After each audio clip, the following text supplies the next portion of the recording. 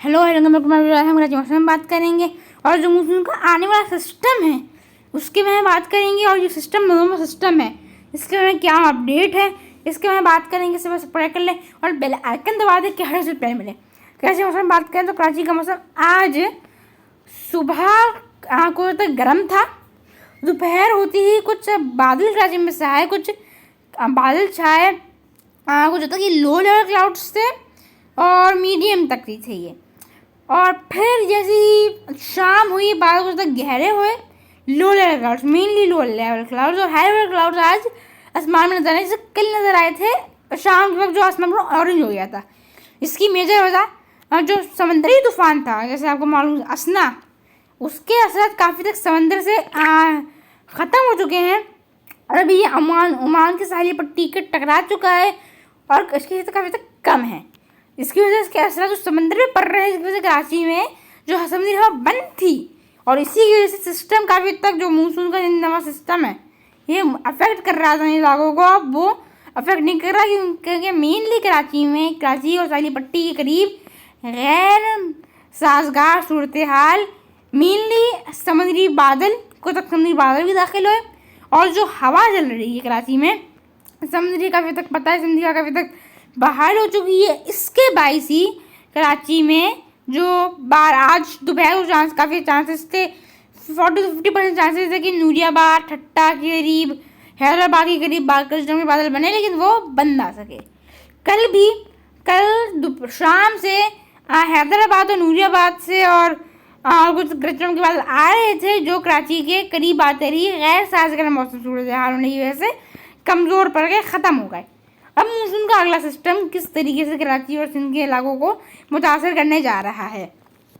अभी मानसून का अगला सिस्टम बे ऑफ बंगाल में काफ़ी शिद्दत के साथ मौजूद है। इसकी शिद्दत अभी एक वेल मार्क लो प्रेशर तक है और इसके असरात पूरे जो इंडिया का इलाका है वहाँ पे पर्दे नज़र आ रहे हैं, जो आप देख सकते हैं स्क्रीन पर। अभी हम आगे की तरफ मूव करें तो ये इसके असरात पूरे इंडिया तो नज़र आते ही रहेंगे सिस्टम के, क्योंकि सिस्टम की शिद्दत इतनी ज़्यादा तो नहीं है। एक लो प्रेशर ही है, ये लो प्रेशर अरबी ऑफ बंगाल में डिप्रेशन बन सकता है, वेलमार्क लो प्रेशर तक पहुँच जाएगा। लेकिन इसकी वजह से जो मानसून हवाएं स्ट्रेंथन होंगी इंडिया में तो उसकी वजह से वहाँ पर ज़्यादा बारिशें हो सकती हैं। अब ये सिस्टम इसी तरीके से मूव करते हुए नॉर्थ से समुद्र में स्टे करेगा बे ऑफ बंगाल में और फिर ये मूव करेगा यहाँ से मज़ीद ये मूव, जैसे आपको याद है जो तूफान 10-8 सिस्टम, वो भी उसी तरीके से ये मूव करते हुए सेंट्रल इंडिया तक पहुँचेगा। उस वक्त की शिद्दत की एक लो प्रेशर से एक वेल मार्क लो प्रेशर तक रहेगी और ये इसी तरीके से वेस्ट की तरफ मूवमेंट इसकी रहेगी और इसको जो बे ऑफ बंगाल से जाने भी आलूद हवाएँ हैं वो मुतासर करती रहेंगी। अब जब ये 13 को सेंट्रल इंडिया को ऑलमोस्ट सेंट्रल इंडिया में दाखिल हो रहा होगा या फिर कुछ महीनों में सेंट्रल इंडिया को क्रॉस कर रहा होगा, तब इसका ट्रैक में एक तब्दीली आ सकती है जो मेनली होगी इन एरियाज़ पे काफ़ी ज़्यादा गैर मौसमी सूरत हाल। इसकी वजह आपको भी बता देते हैं कि इन इलाकों में इसके बाद कोई भी तेज़ बारिशें नहीं होंगी, बारिश ही मेनली नहीं होगी और काफ़ी ड्राई विंड्स जो हैं दाखिल होंगी इन इलाकों में, जिसकी वजह से यहाँ पर मौसम काफ़ी तक गर्म हो जाएगा। अब इस गर्म मौसम और ड्राई मौसम के लिए जब भी होता है तो इससे एक चीज़ बनती है, इससे बनता है एक एंटी साइक्लोन सर्कुलेशन। अगर इलाकों में इस वक्त कोई एंटी साइक्लोन सर्कुलेशन बनता है तो फिर ये काफ़ी हद तक सिंध से, गुजरात, राजस्थान से मानसून को विड्रॉ करेगा और इस मानसून सिस्टम को शिद्दत को भी कम करते हुए उसका ट्रैक को काफ़ी हद तक नॉर्थ की तरफ Punjab, new Delhi, Lahore, Islamabad, northern region की तरफ, मेनली नॉर्दर्न रीजन की तरफ ये उसको पुश कर देगा सिस्टम को और वहाँ पे ज़्यादा बारिशें होंगी। सिस्टम अब इसके इम्कानात 50-50 हैं। अगर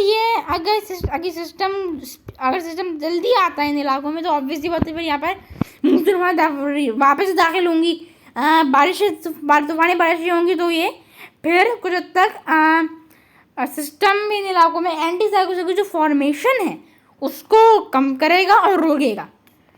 अभी तक की जो सूरत हाल ECMWF है, हमारा GFS है, ECMWF उसकी वजह दिखा रहा है कि इसके यहाँ पे एंटी साइक्लो सर्कुलेशन बनेगी और उसके असरात की वजह से सिस्टम की शिद्दत कम कमज़ोर होगी और सिस्टम काफ़ी हद तक न्यू दिल्ली राजस्थान की तरफ से कुछ नॉर्थ सिंध के इलाकों को मुतासर करते हुए निकल जाएगा पंजाब की तरफ।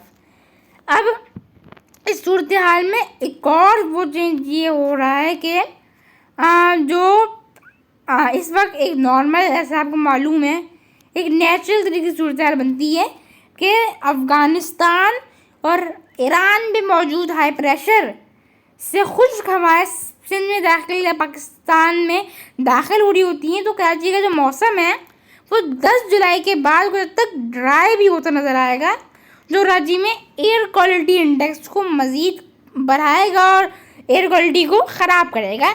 ये हमको 2023 में भी देखने को मिला था, लेकिन वहाँ उस वक्त एयर क्वालिटी काफ़ी ख़राब हो गई थी कराची में और काफ़ी लोगों को तो इसकी वजह से काफ़ी प्रॉब्लम भी फेस करनी पड़ी। इस साल वापस ये होने जा रहा है अगर एंटी साइक्लोन सर्कुलेशन बनता है। अगर नहीं बनता और मूसलाधार हवाएं आती हैं तो ये जो हवाएं खुश्क हवाएं मज़ीद डिले होंगी और जो और ये हम मज़ीद डिले होंगी और मज़ीद डिले होने की वजह से इन इलाकों में साजगार मौसमी सूरत हाल बन जाएगी। साजगार मौसमी सूरत हाल या गैर साजगार मौसमी सूरत हाल का मतलब ये नहीं कि सिर्फ गर्मी हो और हवा ना चले, इसमें काफ़ी फैक्टर्स आ जाते हैं, इन्वॉल्व होते हैं, जो अभी बताना काफ़ी काबिल वक्त है, क्योंकि अगर बताने में बैठा तो काफ़ी वीडियो लंबी हो जाएगी, 20 मिनट तक पहुँच जाएगी। तो मेनली तो ये है कि गैर मौसमी सूरत हाल की वजह से सिस्टम अगर इन इलाकों की तरफ बढ़ता है तो काफ़ी शिद्दत को कम कर लेगा।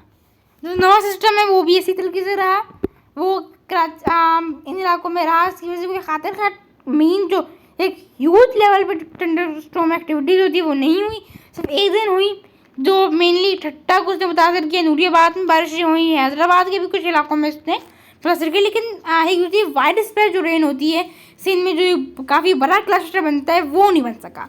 अभी तक यूज़ में तब्दीली हो चली। आगाह करेंगे तब्दीली। अल्लाह हाफ़िज़।